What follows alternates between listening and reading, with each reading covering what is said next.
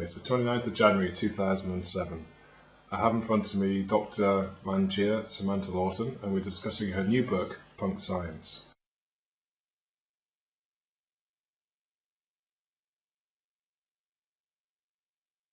Manjir, describe the Isaac Newton moment that you had when you were sitting on that tree and the whole of the punk science studying came together in that one moment. What happened in that one moment? Okay, James. It was quite funny because I wasn't actually working on the book at the time. I was actually just out taking a walk, and I took a break and decided to sit on the branch of an oak tree. And I remembered something that I'd seen on a video with the cosmologist Brian Swim, where he described tuning into the rotation of the Earth and actually feeling that you're actually on a planet that's moving at very, very high speeds. And often we don't do this, we forget that we're sort of on this piece of rock whizzing around the cosmos. So it's quite an interesting exercise to do. So here I was just sitting on a branch of an oak tree, and I just decided to tune in. But the funny thing was, when I did, I not only felt the spinning of the Earth, I felt a lot more besides. I was suddenly thrown into this spinning vision of the cosmos, and it only lasted a few seconds, but in those few seconds it felt like it was completely timeless. It just gave me a lot of information that goes beyond words really, but that information could be interpreted in words. I suddenly understood how Hawking radiation, how dark matter, how the cosmological constant, how everything fits together into this new theory of everything, and that's what I'm calling the black hole principle in punk science at the moment. Just describe what you mean by the theory of everything, because a lot of people in the past have tried to explain this. Why are you different? Well, it's a good question, James, because the term theory of everything is like the holy grail in physics, and everybody's looking for that single theory that's elegant and beautiful, that's going to bring everything together, describe all of the forces in nature that we see around us, such as gravity and electromagnetism, describe all these particles and bring them all together. But so far, nobody has actually managed to do that in a really elegant, simple way. And what I saw in my vision was a way to actually do this, to include gravity, light, and actually a lot more besides, to actually start explaining things that we've never explained before, such as what are chakras, how do the spin of atoms relate to the spin of planets exactly, all of these things. So in terms of what we think of as a theory of everything, it actually fits the description. Part of my vision is that you can't actually see everything in the cosmos. We as human beings will always be exploring the cosmos because it's infinite. There's infinite knowledge out there. So we can call it a theory of everything, but we're never really going to know everything. And what the black hole principle is just the best fit for now with the sort of data that we've got at the moment. And the black hole principle does fit all the scientific data we have at hand at the moment. And but I fully believe that you know, some years from now, when we've got used to the black hole principle, some bright spark's going to come up with the next theory, and so on and so on. So we'll call it a theory of everything, but we're never really going to know everything. Okay, thank you. Just tell me a bit about your background. You used to be a medical doctor, and tell me how you left that profession. Yeah, and, that's right. What happened, and how did you get into the scientific world that you're in now? Well, I did train as a medical doctor, and I went into, I trained as a general practitioner in the NHS, and way before I actually trained as a GP, during medical school, I had what is known as a Kundalini experience, and I was completely not expecting this. I thought I was signing up for a yoga class, and I went into basically a meditation class instead, which did something that is known in esoteric wisdom as raising of the Kundalini. And that for me, from being a totally skeptical, scientific, rational person, it was like instantly switching on the light, and gave me a lot of wisdom. And it was suddenly I was connected to the universe. I was the universe. And this is a mystical experience that has been described throughout the ages by many sages about being connected, being all one. And so I went through my medical training with this knowledge, and I decided to finish my training because it just felt important to do this.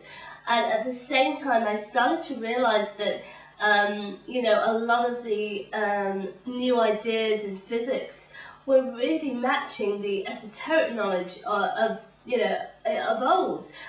And one of the most famous books that describes this, of course, is the Tao of Physics by Fritjof Capra. That really started the ball rolling. So I started to notice, as some people have around the world, that there are analogies between cutting-edge physics and ancient esoteric knowledge. And I realized that in terms of medicine, if you were to take some of these analogies and apply it to the field of healing, then that could be really useful. It could really help patients because, for example, spiritual healing modalities, Reiki, things like that, if we had a scientific explanation for these things that was palatable to the medical profession, they might be more likely to use it in adjunct to the orthodox therapies they're already using. And I saw the effects of things like Reiki, and I knew that if you had Reiki, for example, Reiki in adjunct to chemotherapy, then the trials would have to be done, but I guess that you could actually reduce the negative effects of chemotherapy. You could actually make the patient's life more comfortable. So that's how I really got into looking at these ideas in new physics, and that's how I saw the importance of them. Do these ideas extend into the more esoteric world of ghosts and mediums, psychics, and even some people report to have seen angels? Do you see this whole explanation extending from healing into that world as well? Well, definitely, James. Yes, it went from seeing how useful the new physics could be to things like healing. And I discovered a lot more besides, because as I explored the ideas in new physics, I had a look at things like string theory. And string theory says that there are many dimensions to this universe.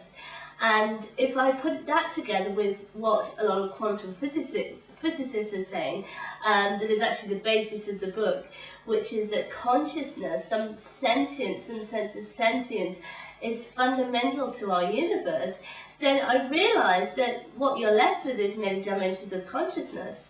And as a result, you can then explain things like ghosts and angels, perhaps, because really they exist in other dimensions of consciousness. And if we take the example of ghosts, what many people report is that ghostly apparitions of people who have passed on and no longer belong in this era, let's say, often are associated with a traumatic event during that person's life. So there's something in the consciousness and the emotions of that person's life that keeps them close to this dimension, let's say. So already with something as ubiquitous as the phenomenon of ghosts, you actually see the link between consciousness and higher dimensions and how important that is.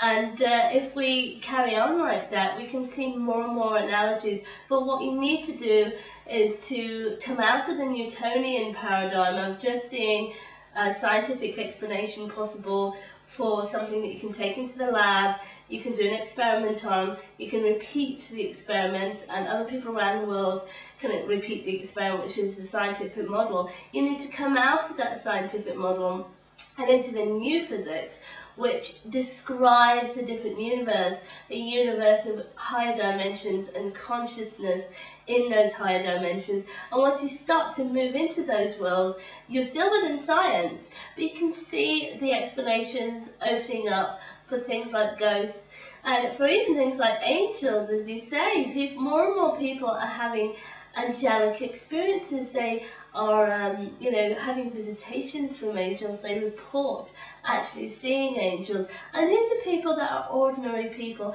They're not insane.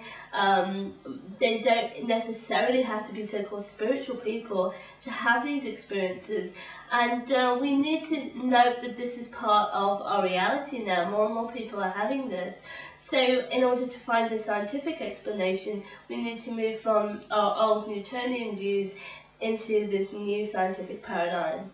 Okay, this new scientific paradigm, this high energy physics.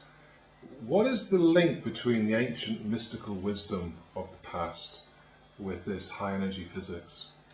I think there's a lot of analogies that you can make. One of the most quoted analogy is this ancient idea that the universe is all one. And this is something that you find in many mystical texts, that in fact that the world that we see around us is, the illusion is that it's filled with separate objects.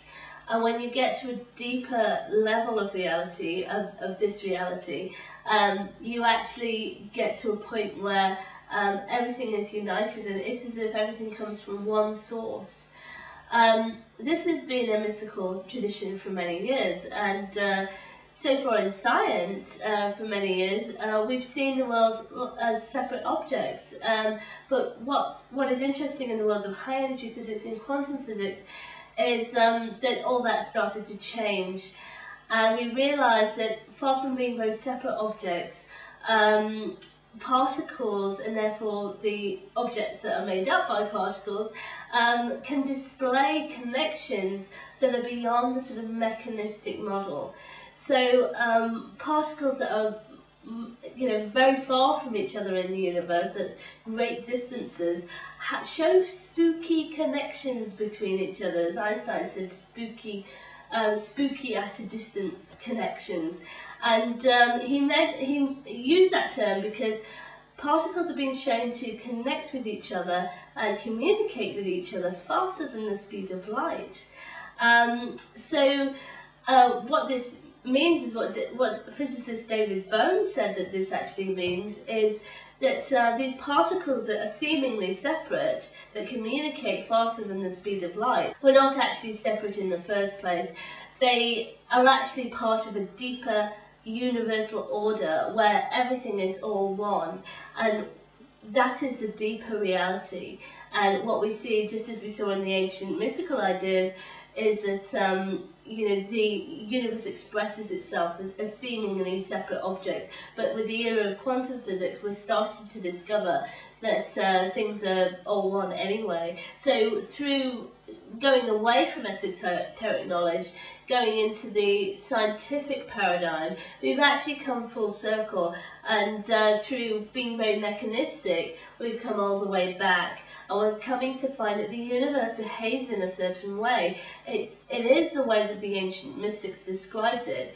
It's just that now we have the power of the scientific paradigm, when we weren't even looking for it, to actually tell us that the universe behaves like this. Many people are saying that science has ground to a halt. What's your view on that? Yeah, that's true. A lot of people do say that. But I think what you're alluding to is, has it ground to a halt? Is there anything new happening in science? And certainly I think the way that academia is set up at the moment does not really allow for new ideas, does not allow for creativity. And you know, if you don't stay within the rules, you don't get a research grant, for example. That's really what we're talking about when we're talking about the world of science today. So I guess it's not surprising that somebody like me, who doesn't come out of the academic world, has come up with something that is new and different, because I think it's very stifling to in those worlds, and it would be very difficult for someone to do so. But I think that's part of the reason why things have seemingly ground to a halt. But what I've done in punk science is actually put forward this new black hole principle, and far from being same old, it actually turns things around and how we think of black holes. It actually tells us that black holes are not the devouring, sucking monsters that we once thought they were, but that they're actually creative. And out of black holes comes our antimatter, our matter, all the things that make up our universe actually come out of black holes, microwaves, gamma rays. They're actually very, very creative beings. And really, this is what we see in our telescopes. We actually see that black holes are extremely bright. So, you know, it's a case of thinking outside the box. If we actually look at what's in front of us, rather than what somebody's telling us to think, we can actually come up with new ideas. And I think that's the advantage of not being in academia, as I said. And, you know, there's plenty more to discover if only we do think out of the box and keep thinking in a fresh way. How have you provided scientific proof for this theory, the black hole principle? What proof have you really got that this actually really works? Well, it's interesting because I didn't actually set out looking to find a new theory. I was actually looking to show up the analogies between healing and new physics, as I said. Where it's led me is to the black hole principle and a lot more else besides, really. But in terms of proof, what I kept finding is that I would read some research, some article that showed me that the astrophysicists are dumbfounded by what they're actually finding in their telescopes. Things like the Chandra telescope, which looks at X-rays coming off objects such as comets and planets. It doesn't fit the pattern that they would expect. So, in fact, the proof, the evidence that we're actually finding out there fits the black hole principle a lot better than it does some of the theories that are out there, like Big Bang Theory, for example. So a lot of the microwave data that's supposed to back up Big Bang Theory, with our telescopes we can make measurements of the microwaves, the sort of the same wavelengths that you get in your oven at home. We can pick up out in the cosmos, and the patterns that they make can be analysed. And what is the big surprise is that they don't fit the patterns that we would expect if Big Bang Theory was correct. So I think all you can do is say, well, what evidence have we got, and how does it fit? And what we're finding is that the evidence that we're getting for the cosmos doesn't fit Big Bang Theory as well as it does black hole principle. And so we really need to look at that. And the book's title is Punk Science. It's an interesting 2 words. Why do you call it punk science? Well, the title actually just came to me. I didn't think about it in a very conscious way. It was a sort of moment of inspiration, let's say. It was, when I did think about it, I realised it was perfect, because I'm not in any academic institution. I haven't gone the conventional route for putting this sort of knowledge out there, and it's going to annoy a lot of people. So I'm well aware that it will annoy a lot of people. Talking about the science of ghosts and angels, you know, it's not something that people want to hear, and a medical doctor besides, you know. So I know that it's going to be you know, taken in a way that's maybe heresy, rebellious.